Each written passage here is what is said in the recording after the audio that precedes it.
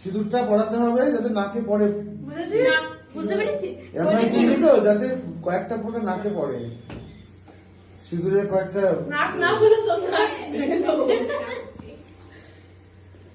তিনবার পড়া কিন্তু।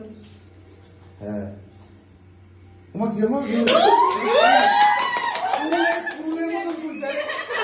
এরকম থাকে দাড়ির মতো।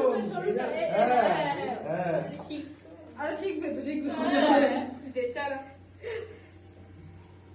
क्या बात, বেচারা হাত কাঁপছে।